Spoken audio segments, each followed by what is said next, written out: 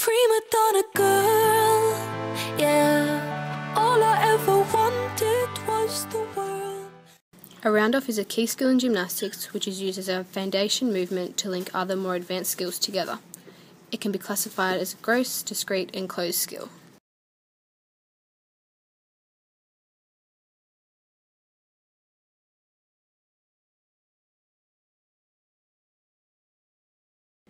A round-off can be broken down into 5 main elements.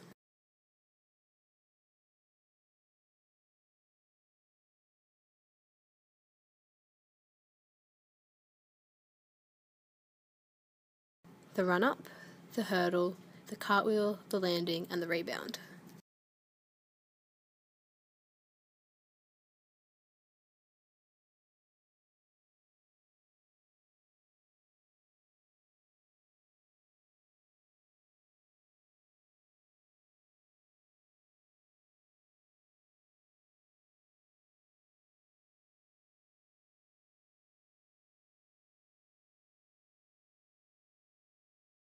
At the beginning of all training sessions, the participant will do a 10-minute warm-up consisting of whole body stretching, focusing on the wrists, ankles and back, as these parts are at an increased risk of injury.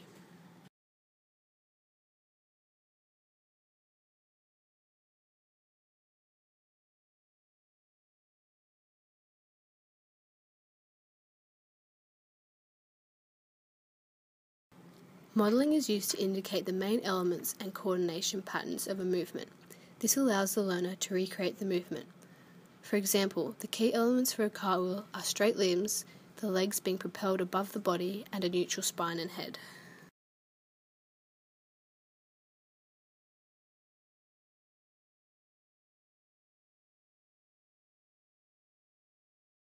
In the side-on cartwheel, the start position is the same as the end position. The movement pattern begins with the learner in the start position. The learner should focus on keeping all limbs straight. When the hands come in contact with the ground, they should be parallel. The learner can remember this movement pattern by using the analogy star, hand, hand, foot, foot, star. The front-on cartwheel has the same concept as the side cartwheel, except the landing position is opposite to the starting position and with the hand positions also changing. The first hand remains in the original position and the second hand is adjacent to the first.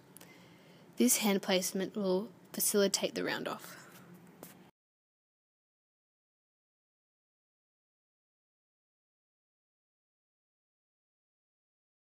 The lunge is practiced by starting with the feet together, swinging the arms in an upward motion and jumping forward forcefully and landing on the dominant leg.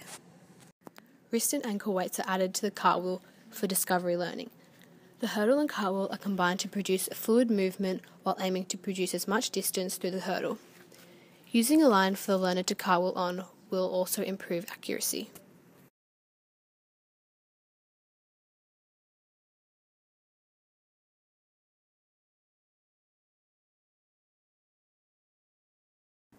Using verbal cues to indicate to the learner when to pop through the shoulders and to snap the legs together will allow the learner to land on both feet and also highlights the correct movement pattern. Using an elevated box to encourage popping through the shoulders will also assist the landing. To practice the rebound, the learner can do a handstand against the wall, pushing off the wall with feet together and then rebounding off the ground.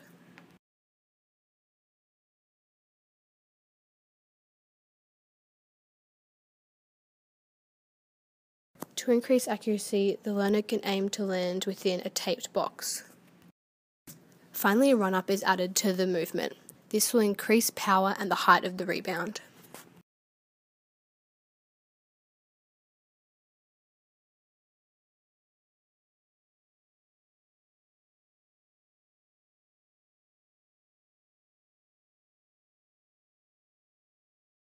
Common errors include bent legs and arms, flexed toes, an arched back, extended head, a slow movement, hurdling horizontally, not snapping the feet together at the correct time, and not bringing the upper body up in the landing.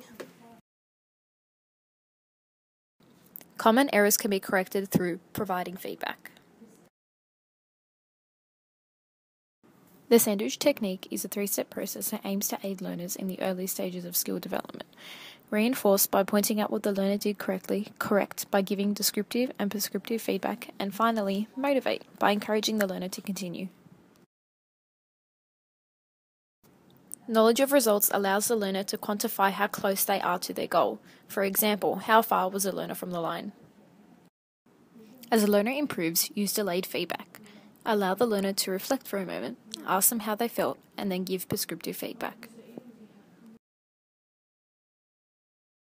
When a learner has become well developed in a skill, feedback should only be given when requested.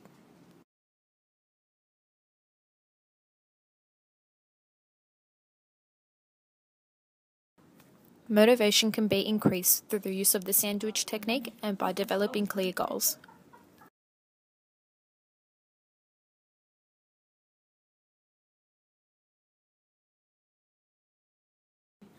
Attention has been kept by developing short sessions that vary through the use of different drills. Also, the use of visual imagery forces the learner to pay close attention to key elements. Memory can be facilitated through video feedback, analogies, perfect practice, and referring to past experiences.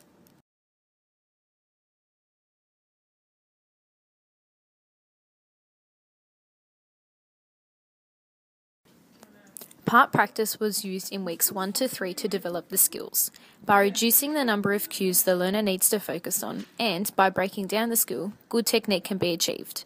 Whole practice was used in week 4 as the skill complexity increased.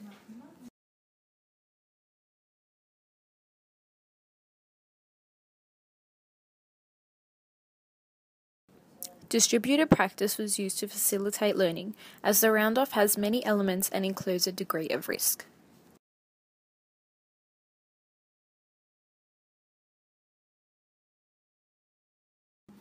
A retention test was performed to see if the learner had developed the skill.